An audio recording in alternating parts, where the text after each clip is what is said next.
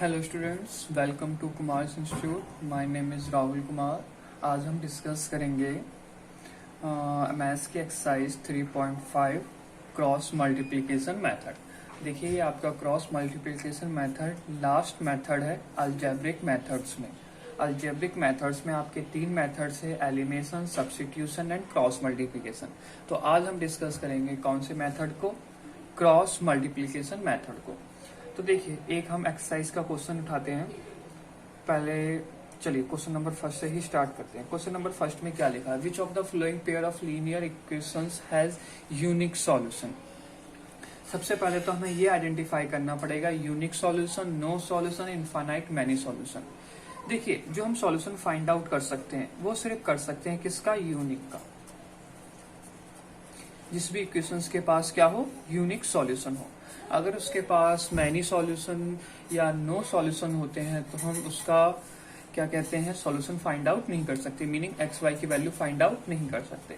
तो question number first में भी फर्स्ट पार्ट लेते हैं हम, x minus 3y minus 3 equal to 0 and 3x minus 9y minus 2 equal to 0। तो सबसे पहले हमें ये आइडेंटिफाई करना पड़ेगा बच्चों यहाँ पे कि इसके सॉल्यूशन एग्जिस्ट करता भी है नहीं, यानी कि अगर यूनिक सॉल्यूशन है तो हम फाइंड आउट कर सकते हैं, अदरवाइज फाइंड आउट नहीं कर सकते।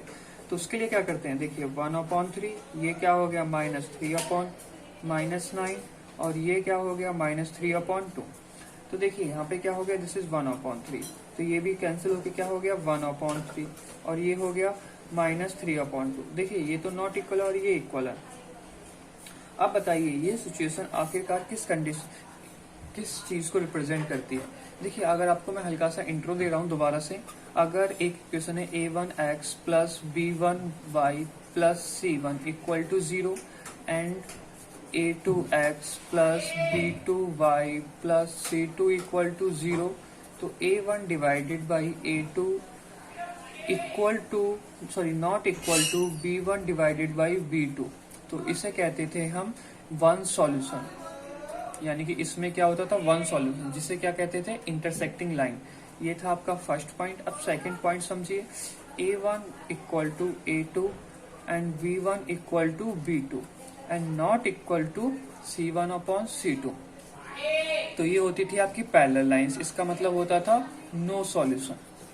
एंड थर्ड पॉइंट था आपके पास a1 divided by a2 equal to v1 divided by b2 equal to c1 divided by c2, और इसका मीनिंग था आपके पास कोइंसिडेंट लाइन, यानी कि मैनी सॉल्यूशन, यानी कि इनफाइनाइट सॉल्यूशन। तो देखिए किससे मैच कर रही है, ये आपकी मैच कर रही है equation number third second part से। तो इसका मीनिंग क्या हो गया, नो सॉल्यूशन। अगर नो सॉल्यूशन है तो पहली चीज क्या आ गई, हम इसको सॉल्व ही नहीं कर सकते, ना ही एलिमिनेशन मेथड से, ना ही क्रॉस मल्टीप्लिकेशन, ना ही सब्स्टिट्यूशन मेथड से। तो सेकंड क्वेश्चन की तरफ बढ़ते हैं अब हम। इसी के सेकंड पार्ट में, और वो क्वेश्चन है आपका 2x plus y equal to 5 and 3x plus 2y equal to 8। तो जरा यहाँ पे देखिए, ये हो गया 2/3, ये क्या हो गया 1/2। तो यहाँ पे साफ क्लियर हो गया, नॉट इक्वल है, और नॉट इक्वल का मीनिंग क्या हो गया, solution have unique, sorry, unique का मतलब क्या होता है, वन सॉल्यूशन। तो इसका मतलब अब हमें इसे क्या करना पड़ेगा, सॉल्व करना पड़ेगा। और किस मेथड से सॉल्व करेंगे, अब हम यहाँ पे इस एक्सरसाइज को क्रॉस मल्टीप्लिकेशन मेथड से।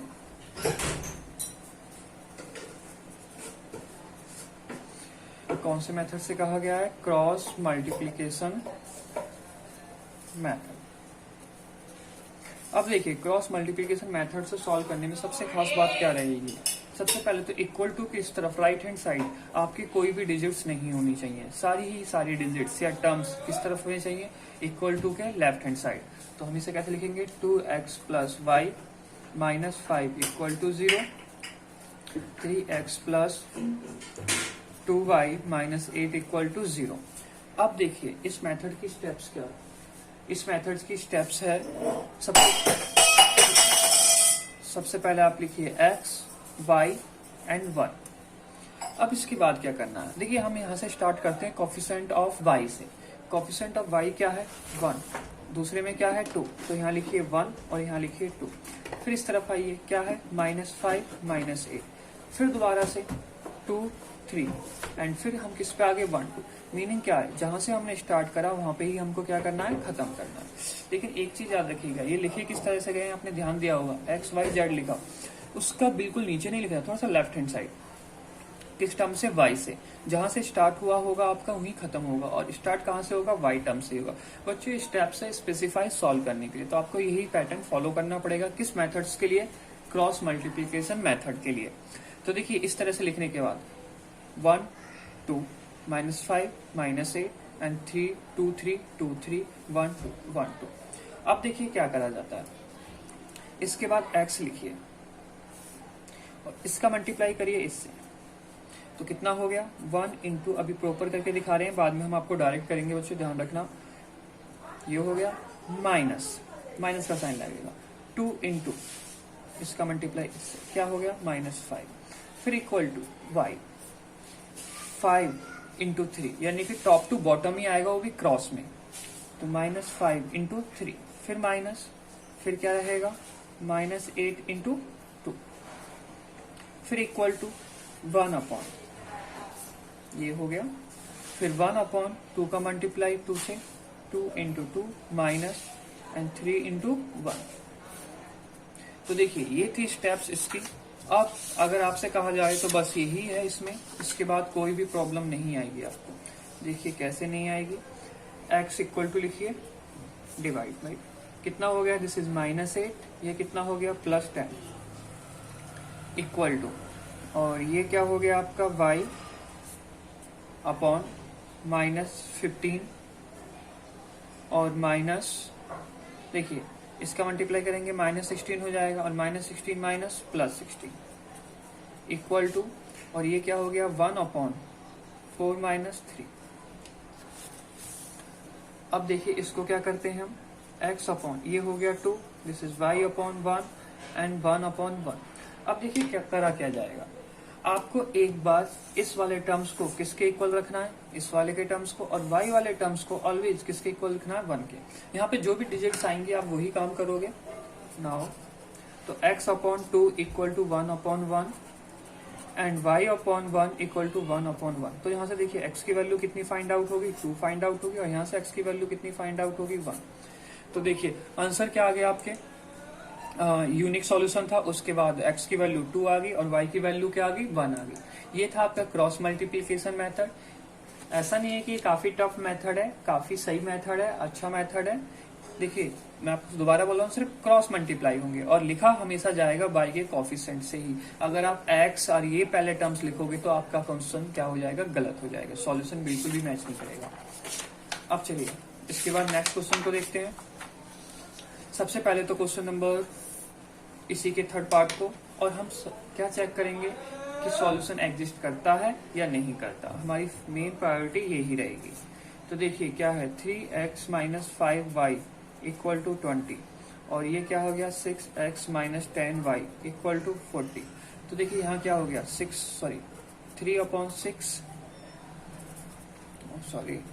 3/6 माइनस 5/2 एंड 20/40। तो जरा देखिए, ये भी -10 है, यहाँ तो कैंसिल होकर 1/2, और ये भी 1/2, ये भी 1/2। तो देखिए तीनों टर्म्स इक्वल हो गए। इसका मीनिंग तो होता है मैनी सॉल्यूशन। अगर मैनी सॉल्यूशन है तो हम सॉल्यूशन फाइंड आउट नहीं कर सकते।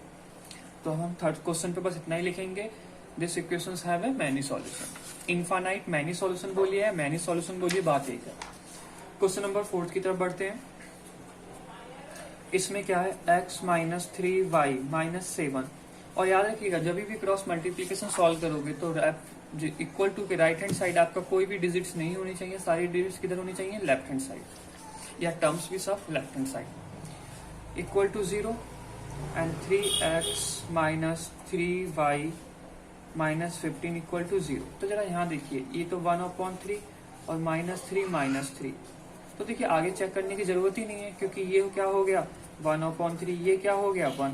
तो क्या इक्वल है, बिल्कुल नहीं है। तो अब ये इक्वल नहीं है तो मीनिंग क्या है, हम सॉल्व करेंगे बिल्कुल। किस मेथड से करेंगे, क्रॉस मल्टीप्लिकेशन मेथड से करेंगे। तो देखिए कैसे करा जाएगा, x y 1। x के नीचे क्या होगा, -3 -3 साइड में बिल्कुल, और ये -7 -15, फिर क्या आएगा, इसके आगे कुछ नहीं है तो 1 1 3 और -3 -3।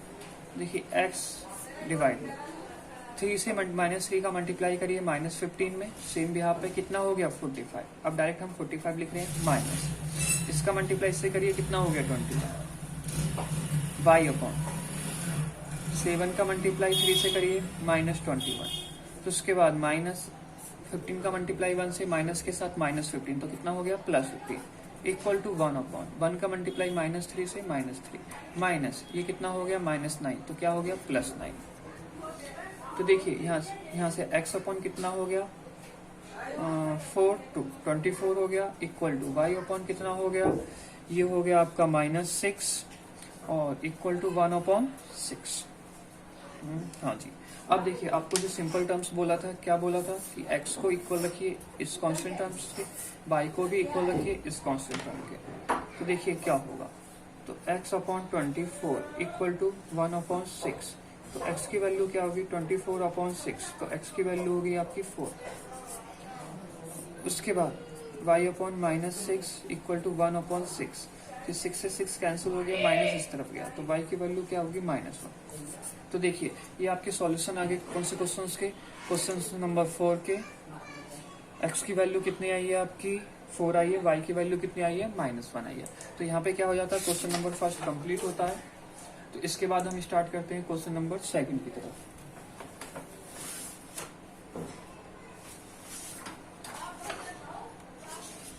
देखिएगा सेकंड क्वेश्चन में भी 2 पार्ट है। अब यहाँ पे थोड़ा सा मेन आ जाता है कंसेप्ट, क्या है उसको समझिए। क्वेश्चन नंबर सेकंड, इसमें पहले पार्ट की बात करते हैं। For which value of a and b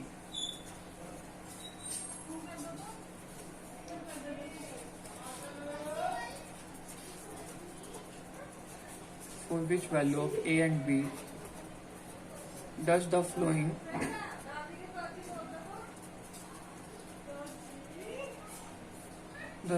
pair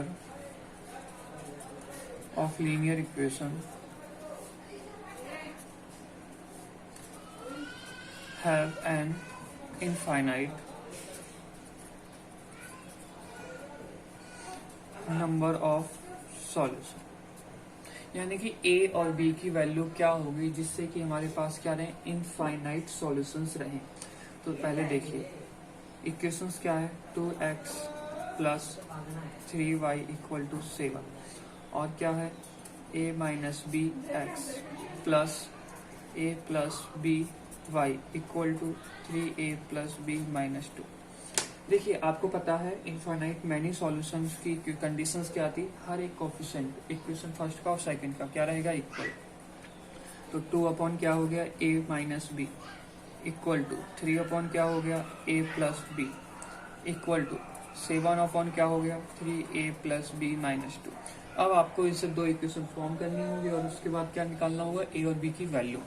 बच्चों यहाँ पे ध्यान दीजिएगा, यहाँ पे आपके पास बहुत सारी ऑप्शंस हैं इस क्वेश्चन को सॉल्व करने के लिए।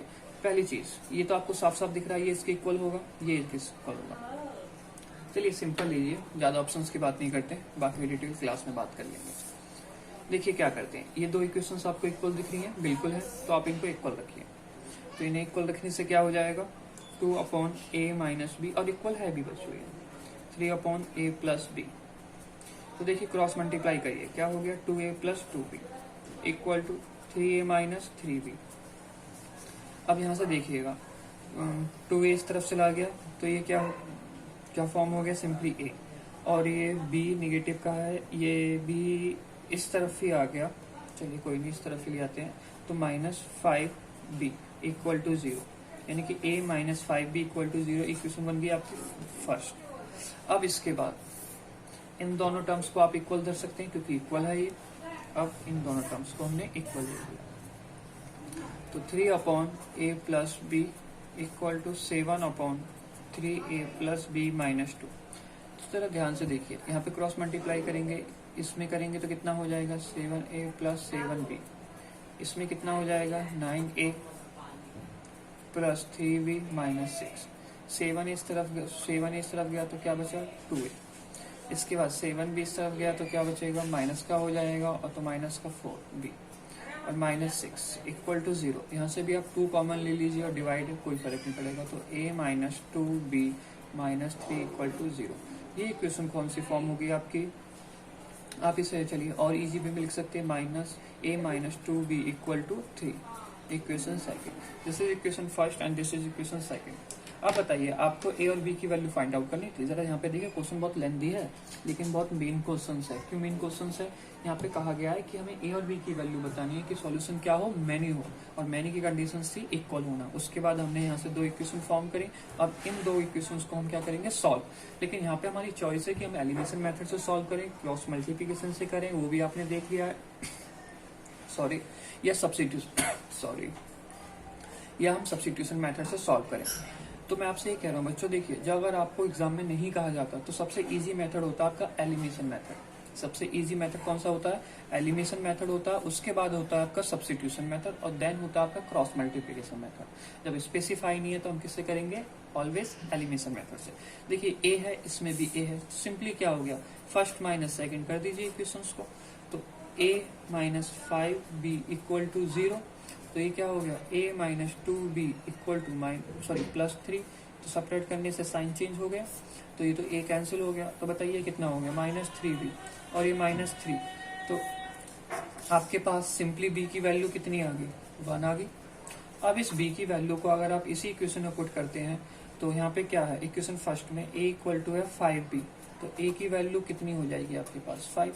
तो देखिए, आपका सॉल्यूशन फाइंड आउट हो गया। और ये क्वेश्चन नंबर 2 का कौन सा पार्ट था, फर्स्ट। तो a की वैल्यू 5 होगी, b की वैल्यू आपकी क्या हुई, 1। सिंपल इजी क्वेश्चन है, ऐसा कुछ नहीं कि अगर आपको समझ में नहीं आएगा। इसके बाद बात करते हैं क्वेश्चन नंबर 2 के ही 2 पार्ट, सेकंड पार्ट की। तो देखिए, सेकंड पार्ट क्या है, क्वेश्चन नंबर सेकंड में दे रखा है, for which value of k will the following pair of linear equations have no solution। अब आपको k की ऐसी वैल्यू बतानी है कोई सॉल्यूशन ना हो। तो इसमें देखिए 3x plus y equal to 1 है, और यहाँ दे रखा है आपका 2k minus 1x plus k minus 1 y equal to 2k plus 1। तो देखिए, आपको क्लियर पता होगा अच्छी तरह से, इसके लिए कंडीशन क्या होती है, a/a2 equal to b1/b2 and not equal to c1/c2। यानी कि थर्ड पॉइंट क्या होता है, नॉट इक्वल। तो यहाँ पे हम पहले इक्वल वाले पार्ट्स की बात करेंगे, क्योंकि जब भी k की वैल्यू निकाली जा सकती है। तो 3/2k minus 1 and equal to 1/k minus 1। Third वाले पार्ट को हम वैल्यू पुट करके चेक कर लेंगे कि इक्वल हो रहा है या नहीं हो रहा, और डेफिनेटली इक्वल नहीं होगा। अदरवाइज इक्वल हो गया तो क्या हो जाएगा, मैनी सॉल्यूशन की कंडीशन फुलफिल हो जाएगी। तो देखिए, ये कितना हो गया, 3k minus 3 equal to 2k minus 1। 2k इस तरफ आ गया, क्या हो गया k, एंड 3 इस तरफ गया तो क्या हो गया, प्लस का हो गया। और तो यानी कि k की वैल्यू आपकी क्या फाइंड आउट होगी, तो k की वैल्यू यहाँ पे फाइंड आउट होगी आपकी 2। और आपको यही स्पेसिफाई करना था कि k की क्या वैल्यू होगी जिससे क्या हो, नो सॉल्यूशन एग्जिस्ट करे। सॉरी। अब बढ़ते हैं हम अपने क्वेश्चन नंबर 3 की तरफ, और जो भी मेन क्वेश्चन है। देखिए, थर्ड क्वेश्चन में क्या करना है, फिर से हमें solve the pair of linear equation by substitution and cross multiplication method. देखिए बच्चों, ये दोनों मेथड से करना है, लेकिन हम जो करेंगे वो सिर्फ करेंगे क्रॉस मल्टीप्लिकेशन से। सब्स्टिट्यूशन से आप खुद करोगे, क्योंकि सब्स्टिट्यूशन मेथड से आपको काफी क्वेश्चंस कर रखे हैं। तो यहाँ पे देखते हैं हम सिर्फ और सिर्फ क्रॉस मल्टीप्लिकेशन मेथड से। ऐसा नहीं है कि वो आपको छोड़ना है, वो आपको करना ही है। और नहीं होता है तो क्लासरूम में आप पूछ सकते हो, क्लासरूम में तो क्लासेस होती है, ऑफलाइन क्लासेस। देखिए, क्रॉस मल्टीप्लिकेशन मेथड को सबसे सॉल्व करने की खास बात आपकी ये थी कि आपको right hand side equal to के कुछ नहीं लिखना है। तो मेन इक्वेशंस आपकी क्या फॉर्म हो जाएंगी, 8x plus 5y minus 9 equal to 0। और ये क्या हो जाएगा, ये फॉर्म हो जाएगा आपका 3x plus 2y minus 4 equal to 0। Equation first होगी, इक्वेशन सेकंड होगी। सॉल्व करने का पैटर्न आपको पता है, एक्स वाई वन। तो x के लिए क्या लिखते हैं हम, y के कोफिशिएंट से स्टार्ट करते हैं, 5 2 -9 -4 8 3 और उसके बाद 5 2 सॉरी, जहाँ से स्टार्ट होता है वहीं खत्म होता है। और इसके बाद के स्टेप्स क्या होते हैं, x अपॉन मल्टीप्लाई करिए इसका, तो कितना हो गया -20, माइनस लिखिए कितना हो गया -18, तो क्या हो गया +18 equal to y upon multiply करिए, क्या हो गया -27, माइनस करिए कितना हो गया 8 16 32, तो प्लस का 32 इक्वल टू 1, मल्टीप्लाई करिए इसका 16 -15। तो देखिए ये x अपॉन हो गया -2 इक्वल टू y, और ये y अपॉन हो गया 5 और ये हो गया सिंपली 1। तो आपका सिंपल प्रोसेस आपको पता है कि इसको एक बार इसके इक्वल करा जाएगा और एक बार इसके इक्वल करा जाएगा। तो देखिए x अपॉन -2 इक्वल टू 1, तो x की वैल्यू क्या होगी -2 होगी आपकी find out, and y upon 5 equal to 1, तो y की वैल्यू क्या फाइंड आउट होगी 5। तो देखिए यहाँ पे x की वैल्यू जो आपकी निकल के आई है वो कौन सा क्वेश्चन नंबर था, क्वेश्चन नंबर था ये आपका 3, x की वैल्यू 2 निकल के आई है माइनस में, और y की वैल्यू क्या निकल के आई है 5। ये था आपका बच्चों क्वेश्चन नंबर 3। अब इस क्वेश्चन नंबर 3 के बाद आते हैं क्वेश्चन नंबर 4 पे। आई होप आपको यहाँ तक समझ में आया होगा, काफी मेन है ये। और इसके बाद हम स्टार्ट करेंगे क्वेश्चन नंबर 4 से।